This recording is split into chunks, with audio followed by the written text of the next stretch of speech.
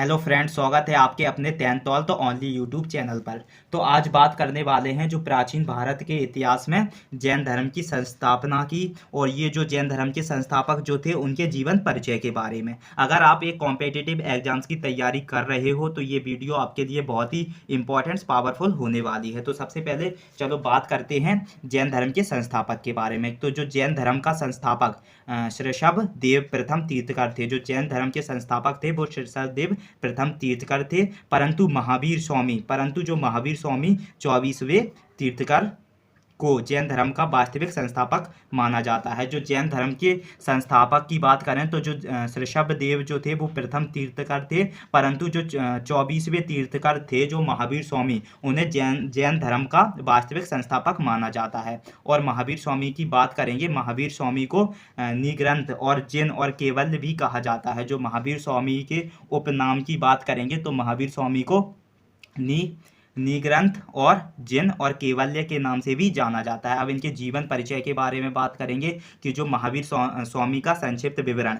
इनका जो जन्म वो 540 ईसा पूर्व में हुआ था और कुंडग्राम वैशाली में हुआ था। जो महावीर स्वामी का जन्म 540 ईसा पूर्व में और कुंडग्राम में हुआ था। जो महावीर स्वामी का जन्म कब हुआ था? 540 ईसा पूर्व में और कुंडग्राम वैशाली में हुआ था। अब बात करेंगे इनके परिवार के बारे में। परिवार, जो महावीर स्वामी के पिता का नाम सिद्धार्थ था और ये एक ज्ञातक क्षत्रिय कुल के थे। जो सिद्धार्थ थे वो एक ज्ञातक क्षत्रिय कुल के थे। और महावीर स्वामी के माता का नाम त्रिशला था, जो लक्ष्मी नरेश चेतक की बहन थी। जो लक्ष्मी नरेश चेतक की बहन थी त्रिशला, जो महावीर स्वामी की माता था। और इनकी पत्नी यशोदा थी। इनकी पत्नी का नाम यशोदा था और पुत्री का नाम प्रियदर्शना था। इनकी पुत्री का नाम, महावीर स्वामी की जो पुत्री का नाम प्रियदर्शना था। और इनके जो गृह त्याग की बात करेंगे कि इन्होंने गृह त्याग कब किया, तो इनका जो गृह त्याग 30 वर्ष की उम्र में, 30 वर्ष की आयु में, जो इनकी जब 30 वर्ष की आयु थी उस समय इन्होंने गृह त्याग कर दिया था। और इनको जो ज्ञान की प्राप्ति हुई थी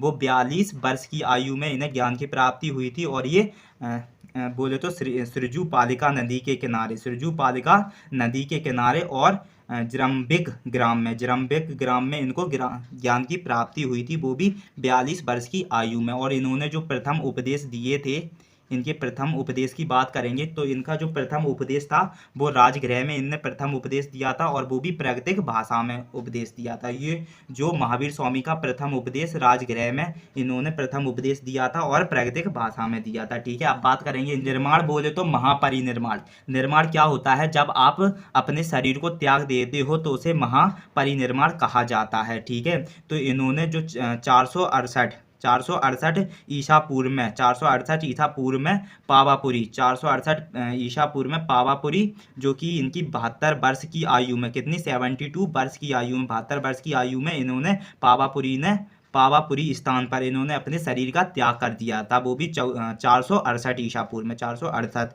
ईसा पूर्व में। अब इनकी बात करेंगे जो जैन संगीतियों के बारे में। इन्होंने जो जैन संगीतियाँ कहाँ कहाँ दी, इनकी जो प्रथम जैन संगीति के बारे में करेंगे। प्रथम जैन संगीति का जो आयोजन पाटलिपुत्र में हुआ था, जिसकी अध्यक्षता स्थूल भृद ने की थी। इनकी जो जैन संगीतियाँ जो महावीर स्वामी की प्रथम जैन संगीति का आयोजन पाटलिपुत्र में हुआ था और जिसकी अध्यक्षता स्थूल भृद ने की थी। किसने अध्यक्षता? स्थूल भृद ने की थी। और जो दूसरी बुद्ध संगीति का आयोजन, जो दूसरी बुद्ध संगीत का आयोजन बल्लभी में हुआ था, जो कि बल्लभी गुजरात में हुआ था, जिसकी अध्यक्षता देवार्धिगड़ी और क्षमा श्रवण ने की थी। जिसकी अध्यक्षता देवार्धिगड़ी और क्षमा श्रवण ने की थी। तो बात करेंगे जो जैन संगीत या प्रथम जैन संगीति का आयोजन पाटलिपुत्र में हुआ था और जिसकी अध्यक्षता स्थूल भृद ने की थी। और दूसरी बुद्ध संगीति का आयोजन बल्लभी गुजरात में हुआ था और जिसकी अध्यक्षता देवार्धिगड़ी और क्षमा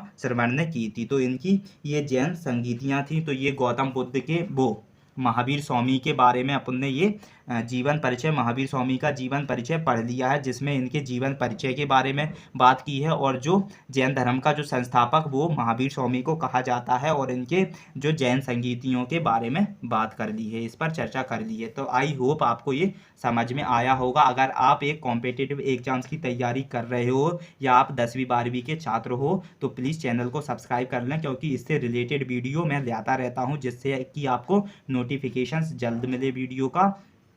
और अगर आप चैनल पर नए हो तो प्लीज़ चैनल को सब्सक्राइब कर दें। धन्यवाद।